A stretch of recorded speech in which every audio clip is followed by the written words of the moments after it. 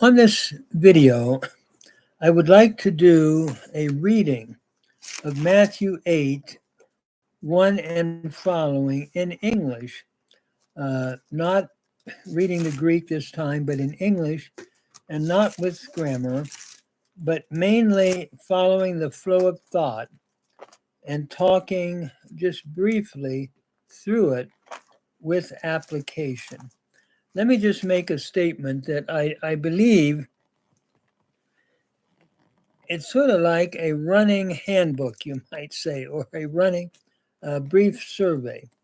As we look at the Gospel of Matthew, it's very interesting. I think that we're seeing Jesus presented as the king. And in the first 4 chapters, we see the introduction to the king. We see how he fulfills the Old Testament. We see his baptism as the inauguration for his public ministry as king, as prophet, as priest.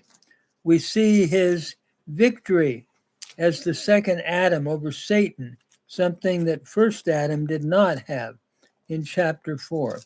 In chapters 5 through 7, we see his teaching, the teaching of the king.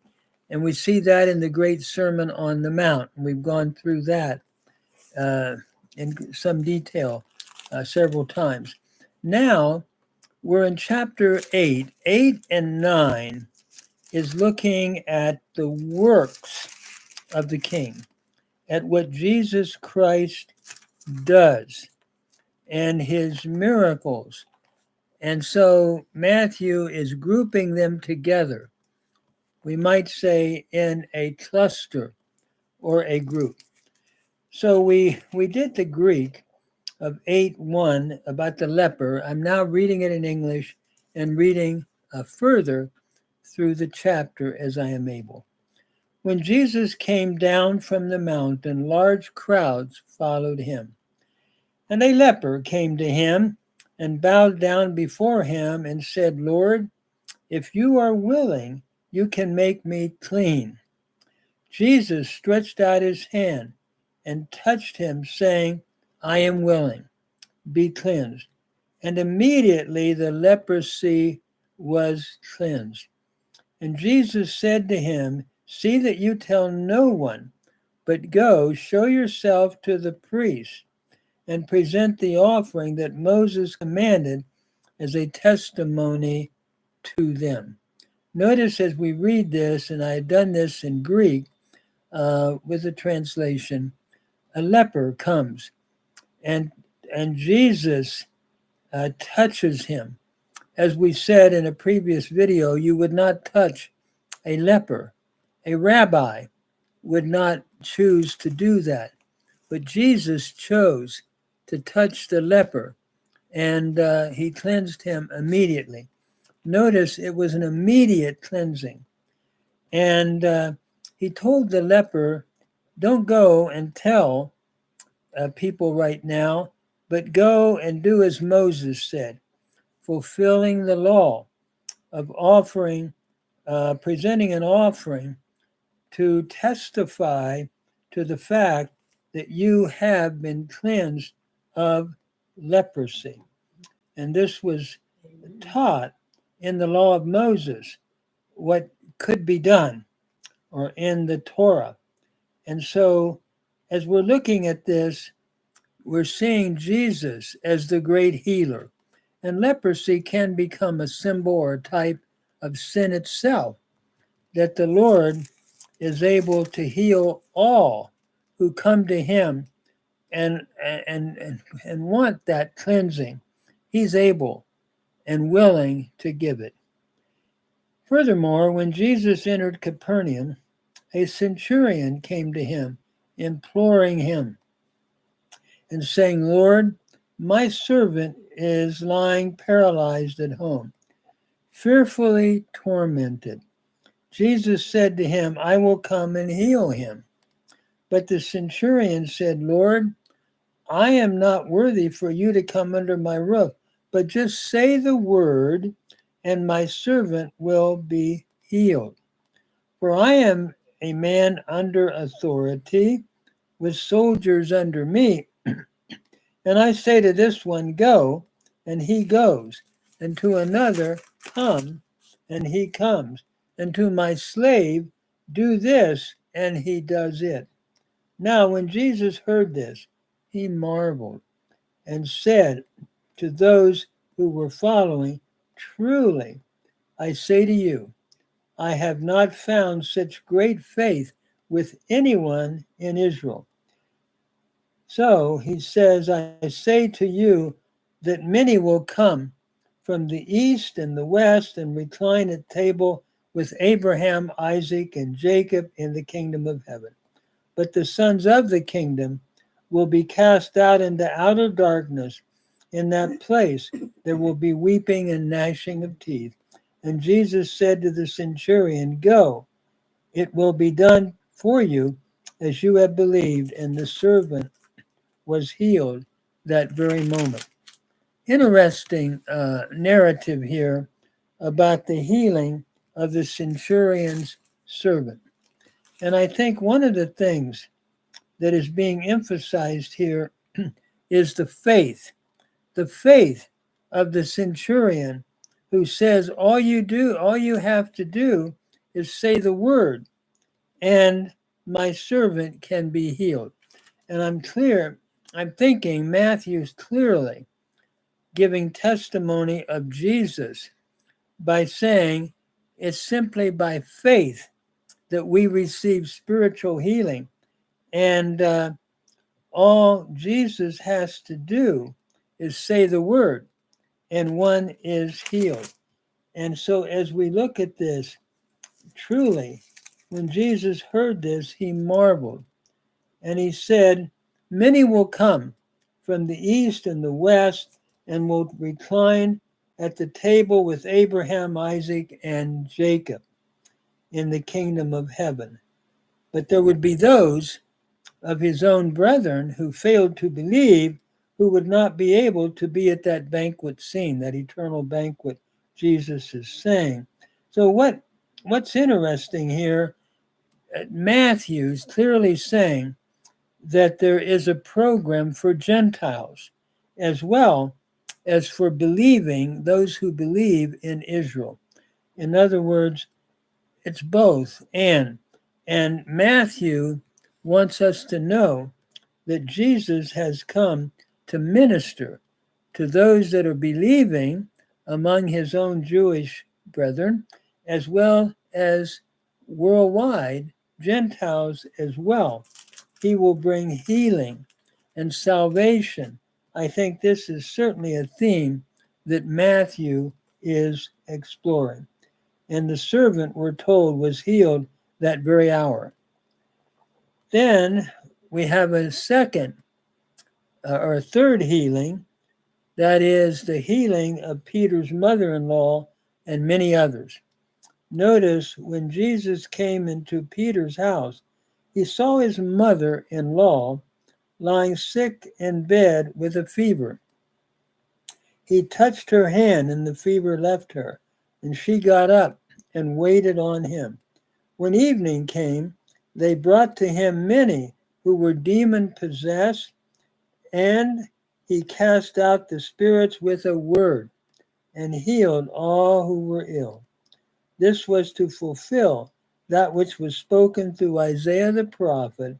He himself took our infirmities and carried away our diseases. It's interesting as we look at this further pericope or paragraph, Jesus instantly heals Peter's mother-in-law, who was lying in bed with a fever. He simply touched her and the fever left, and she got up and waited on him.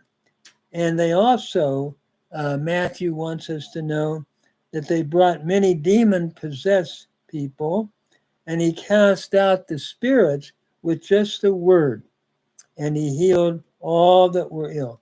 In other words, everyone was healed. You don't see that happening with many who say they have the gift of healing, but Jesus heals all, showing that he is the king who has power over demons and has power to heal all who were brought to him. And this is in fulfillment of Isaiah 53, which says he himself took our infirmities and carried away our diseases. That is applied to the healing ministry of Jesus by Matthew. Then, as we read further, we continue to see Jesus doing miracles in the storm. Notice, now when Jesus saw a crowd around him, he gave orders to depart to the other side of the sea. Then a scribe came and said to him, "Teacher, I will follow you wherever you go." Notice Jesus' reply here. Jesus said to him, "The foxes have holes, and the birds of the air have nests, but the Son of Man has nowhere to lay his head." If you want to be my disciple, you you won't even quite be like the birds and the foxes.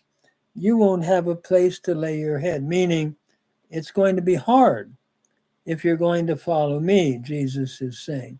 And furthermore, another of the disciples said to him, "Lord, permit me to go and bury my father. Let me do that."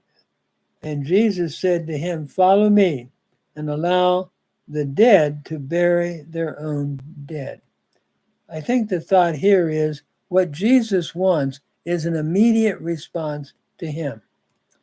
And I think Matthew's saying, don't use excuses, but discipleship is a total commitment to Jesus Christ that even goes beyond family.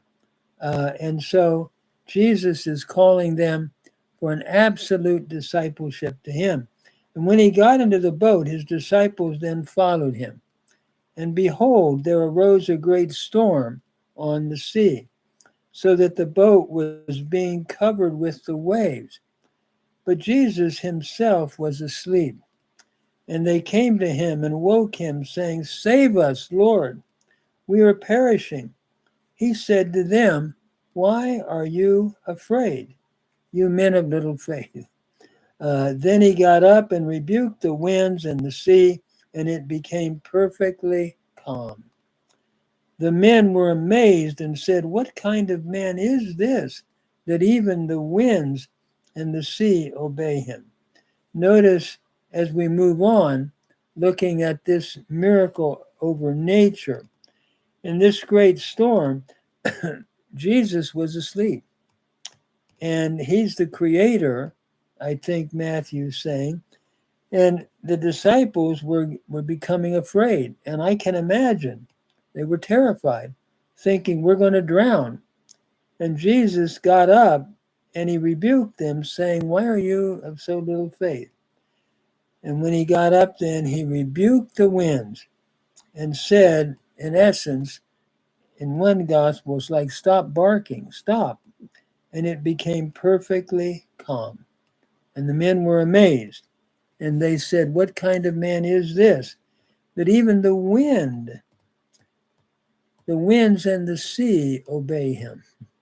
One of the things that I find to be challenging is to trust the Lord in the times of struggle, whatever those struggles may be, to trust him knowing that he has it under control. And that's not always easy, is it, to do that?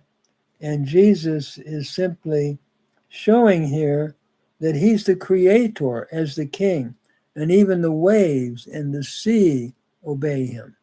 And so it's a message that Matthew is trying to share with all who read this gospel, to put their trust in the king who is the creator of the seas and of the wind and so forth.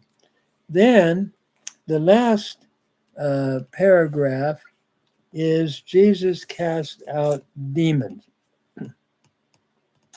We had seen that happening before in verse 16, and now we continue to see it. When he came to the other side of the country of the Gadarenes, 2 men were demon possessed, and he met them as they were coming out of the tomb.